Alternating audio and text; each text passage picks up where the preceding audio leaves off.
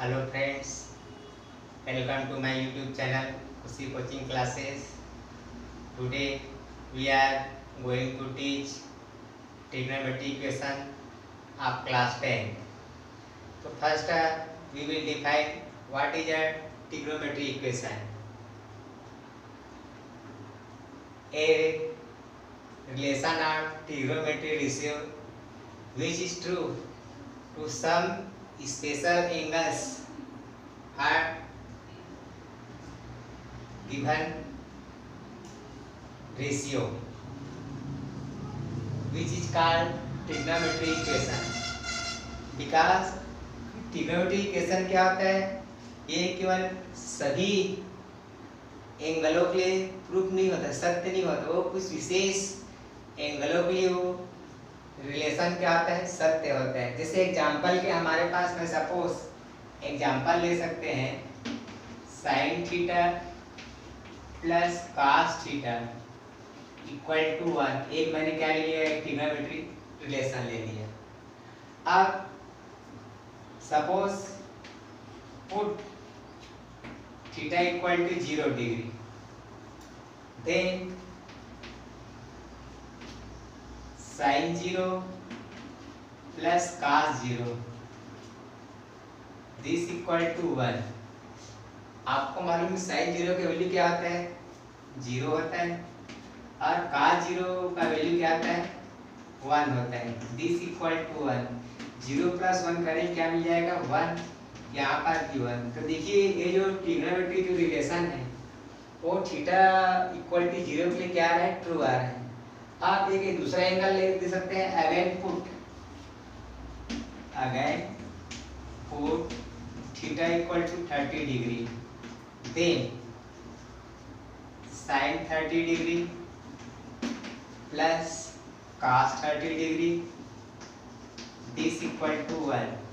Now we know that sine 30 degree equal to 1/2 and cos 30 degree equal to √3/2, this equal to 1. Here ऐसे their denominator are equal, so numerator plus कर लीजिए 1 plus √3 which is not equal to 1. So this trigonometry relation is not true for theta equal to 30 degree. So this type of relation is called trigonometry equation because this is true for some special angles, not for all angles. So this equation is called trigonometry equation. अब यहाँ पर हम ये चर्चा करते हैं how to solve trigonometry equation and find the value of unknown variable means unknown angles. For examples,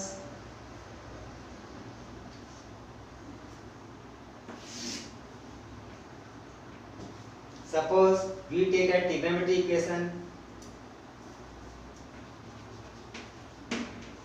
2 cos square theta minus 3 cos theta this equal to 0. Suppose we have a trigonometry equation and how to solve this equation and find the value of unknown angles theta.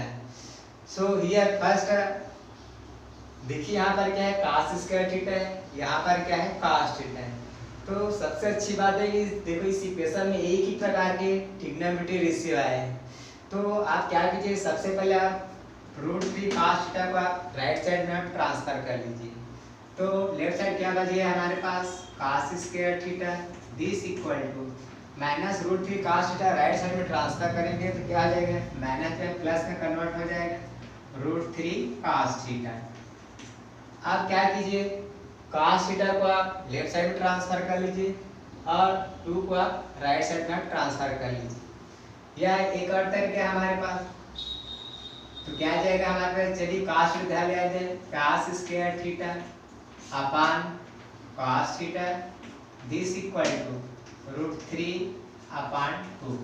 या cos square theta को हम 2 times multiply ले सकते हैं upon cos theta this equal to √3/2। यार cos theta कैसे, तो cos theta this equal to √3/2। Now हमें थीटा का वैल्यू फाइंड आउट करना है। तो थीटा का वैल्यू फाइंड आउट करने के लिए कास को रिमूव करना है। तो कास को रिमूव करने के लिए आप √3/2 को आप कास में आप चेंज कर लीजिए। तो आपको मालूम है कि कास में इस एंगल के वैल्यू √3/2 होता है। तो आपको मालूम है कास 0 1 होता है, कास 30 √3/2 होता है। So here cos theta equal to, when we can write to √3/2 equal to cos 60 degree, sorry cos 30 degree. आप क्या कीजिए, दोनों साइड को आप कंपेयर कर लीजिए। देखिए दोनों साइड में रेशियो इक्वल है तो इसका एंगल भी क्या आ जाएंगे, equal. Therefore theta equal to क्या मिल जाएगा, 30 degree. This is the solution of given trigonometric equation. तो इस प्रकार हम आसानी से क्या कर सकते हैं, अगर हमें जो ट्रिग्नोमेट्रिक इक्वेशन दिया है उसमें एक ही प्रकार का रेशियो है तो उसको हम आसानी से क्या कर सकते हैं, सॉल्व कर सकते हैं। लेकिन यदि सपोज किसी ट्रिग्नोमेट्रिक इक्वेशन में एक से अधिक ट्रिग्नोमेट्रिक रेशियो है तो उसको कैसे सॉल्व किया जाता है, ये जानने के लिए चलिए हम आपके समक्ष एक एग्जांपल हम सॉल्व करके आपको समझाते हैं।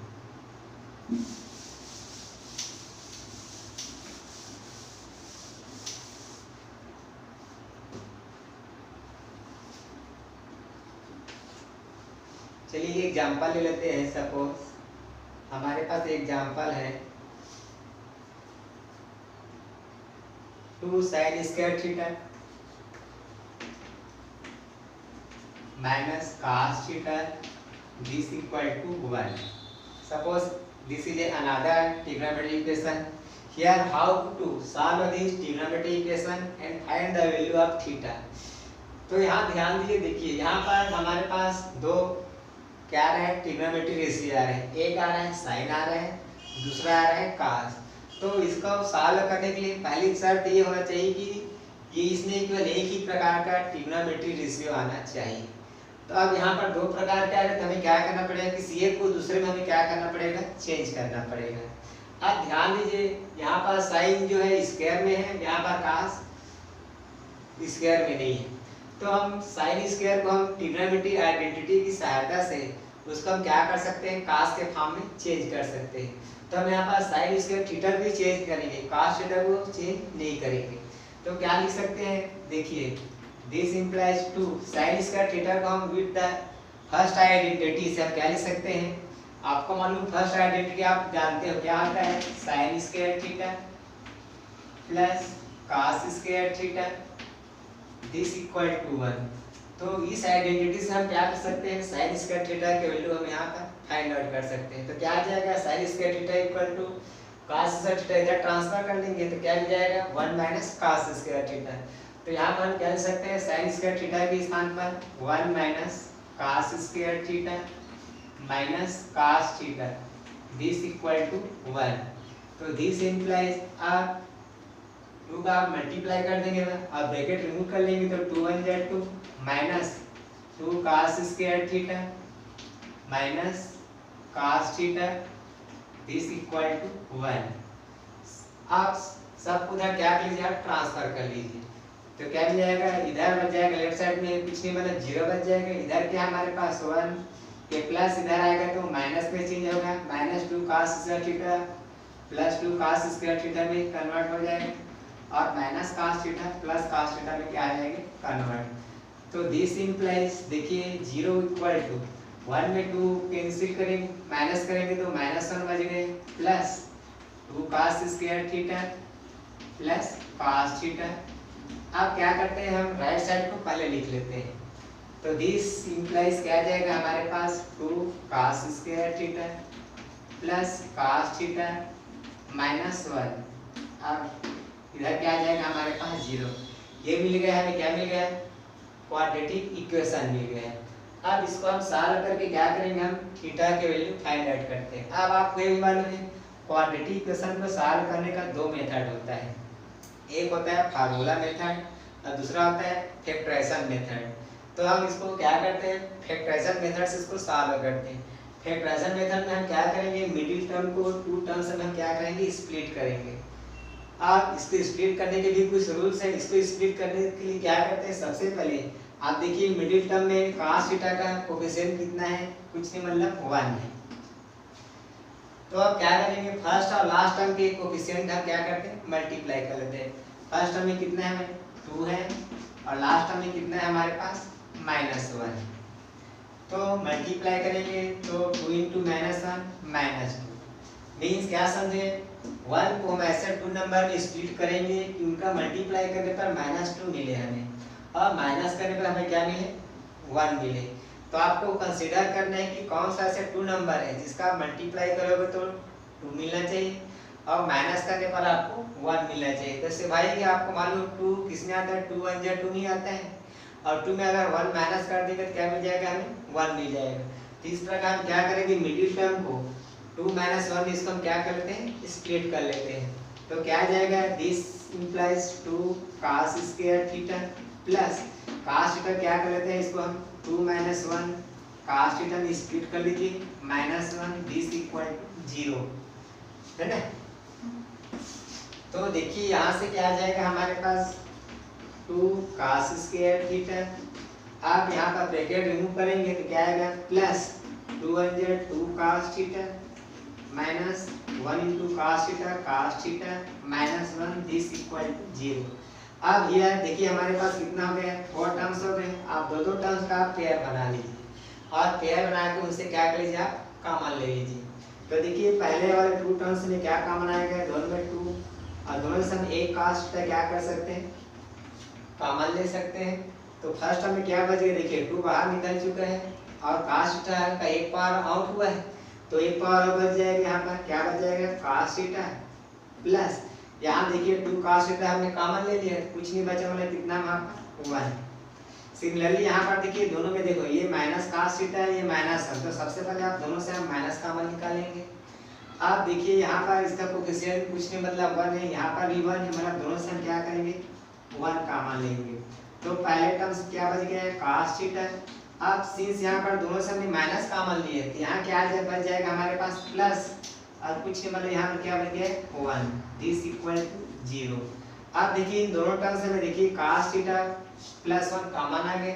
आप दोनों से आप cos थीटा +1 आप कॉमन ले लीजिए।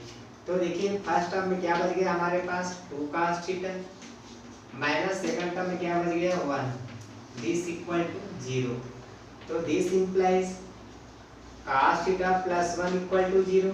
देखिए दोनों का प्रोडक्ट 0 है। अब आपको मालूम है 2 नंबरों का प्रोडक्ट 0 कब होता है, जब दोनों में से कम एक नंबर 0 के इक्वल होता है। अब वो नंबर ये भी हो सकता है, पहला वाला दूसरा भी हो सकता है, इसलिए हम दोनों को हम 0 के इक्वल लेकर क्या करेंगे, हम सॉल्व करेंगे। तो क्या मिल जाएगा, cos थीटा +1 इक्वल 0 और 2 cos theta -1 this equal 0। This implies यहाँ +1 आप ट्रांसफर कर लीजिए तो क्या आ जाएगा, cos थीटा इक्वल टू -1 और here 2 cos theta equal to 1। तो दिस इंप्लाइज देखिए हमें अकॉर्डिंग टू क्वेश्चन हमें थीटा के लिए क्या करना है, अपने को 0 से 90 के बीच अपने को निकालना है।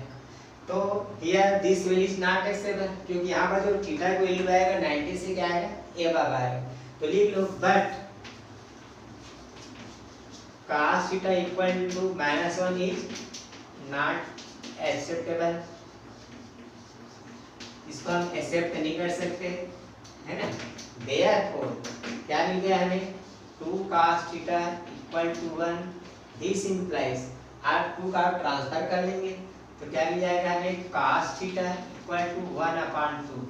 अब cos में किसका वैल्यू 1/2 होता है आपको मालूम है, तो cos कितना होता है 60 डिग्री होता है 1/2। अब देखिए देयरफॉर हमें थीटा का वैल्यू कितना मिल गया, कंपेयर करेंगे दोनों साइड से, है नहीं, तो थीटा का वैल्यू कितना है हमारे पास 60 डिग्री। इस प्रकार हम ट्रिग्नोमेट्री इक्वेशन को कैसे सॉल्व कर सकते हैं आपको यहाँ मैं बताया। आज के लिए इतना, अगली वीडियो लेकर के आएंगे। आपको मैं यहाँ पर जो बताया इसमें आपको किसी प्रकार कोई डाउट है, कोई संदेह है तो प्लीज़ कमेंट कीजिए, और मेरे इस चैनल को अपने दोस्तों में शेयर कीजिए, सब्सक्राइब कीजिए। थैंक यू, धन्यवाद।